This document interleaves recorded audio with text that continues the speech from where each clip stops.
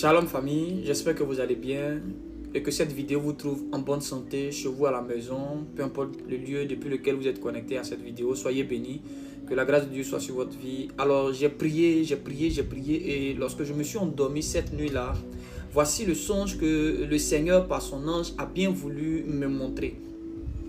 Voici le songe que j'ai eu. Je me suis vu entrer dans la maison, mais pendant que j'étais en train de rentrer, cette maison-là était habité par plusieurs langues, la plupart des langues qui étaient en Côte d'Ivoire ici. C'est comme si tout le monde était représenté dans cette maison-là. Tout le monde était représenté dans cette maison. Et pendant que j'entrais dans la maison, j'ai vu des personnes armées qui étaient en train de se préparer, qui avançaient en ordre de bataille. Des soldats, des personnes en treillis, avec des armes. Ils avançaient en ordre de bataille. Vous voyez dans les films quand les gens sont en train de donner des ordres pour attaquer un endroit. C'est comme ça que j'ai vu ces personnes-là s'apprêter. Donc quand je suis rentré dans la maison, les autres sont rentrés dans la maison avec moi. J'ai commencé à avoir peur et j'ai commencé à dire: Seigneur, sauve-nous. Seigneur, protège la Côte d'Ivoire. Seigneur, protège-nous.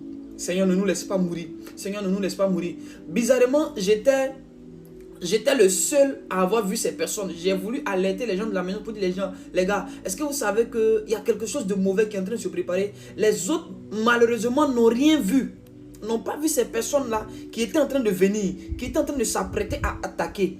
Donc, il y avait une deuxième porte de l'autre côté. C'est comme il y avait une entrée ici et puis il y avait une autre entrée de l'autre côté. Je suis allé vers la deuxième entrée, j'ai ouvert la porte et j'ai jeté un coup d'œil encore dans la même direction. J'ai vu ces personnes avancer qui venaient vers la maison et j'ai regardé aussi dans l'autre sens. J'ai vu aussi qu'il y avait un deuxième groupe. C'est comme si la maison était au milieu et il y avait un groupe qui venait comme ça, il y avait un autre groupe qui venait comme ça pour attaquer. Et lorsque je suis revenu dans la maison, deux personnes ont toqué à la porte. Je me suis dit: oh, c'est pas les gens là qui viennent maintenant nous tuer, c'est pas les gens là qui viennent maintenant nous attaquer. C'était deux hommes de Dieu célèbres qui sont rentrés dans la maison. Et voici ce que ces deux hommes de Dieu célèbres là étaient en train de dire comme prière: Seigneur, sauve-nous.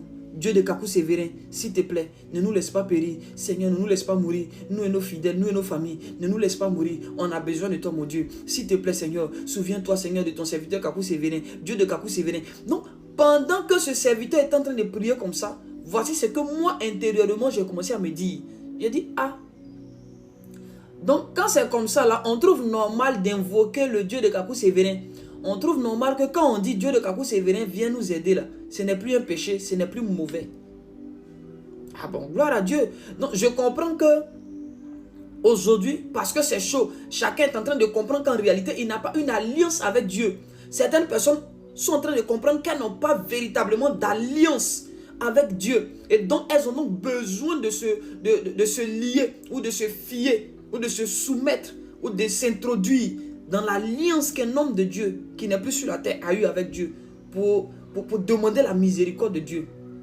Mais la suite, c'est quoi? C'est que j'étais moi aussi, pendant que l'homme de Dieu priait, puis j'étais étonné que ce grand serviteur de Dieu, ces deux grands serviteurs de Dieu que nous suivons tous sur le métal, je ne vais pas dire leur nom ici, sont en train d'invoquer le Seigneur, demander pardon à Dieu pour leurs péchés. Seigneur, on a péché contre toi, pardonne-nous. Ils ont commencé à implorer la grâce de Dieu pour leurs péchés, pour leur famille.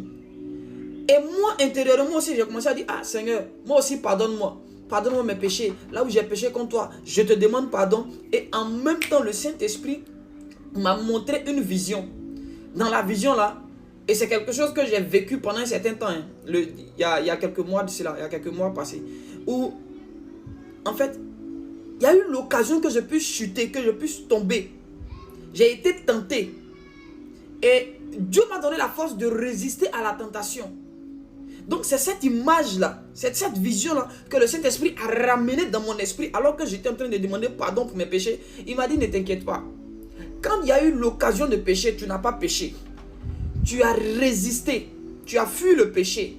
Et pour cela, ne t'inquiète pas. Mais ceux qui sont tombés, ceux qui n'ont pas résisté au péché, ceux qui ont fait plaisir à leur chair, ceux qui ont marché dans l'iniquité, dans le péché, dans le désordre, ceux-là seront emportés.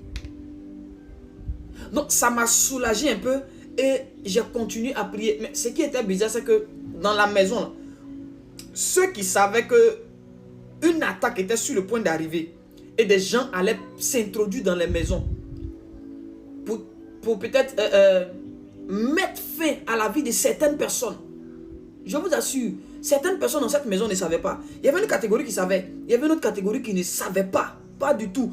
Et les gens vivaient comme si de rien n'était. S'il vous plaît, bien-aimés dans le Seigneur, je ne saurais pas dire si ce sont des terroristes, je ne saurais pas dire si ce sont des militaires ivoiriens, je ne saurais pas dire qui étaient ces personnes-là.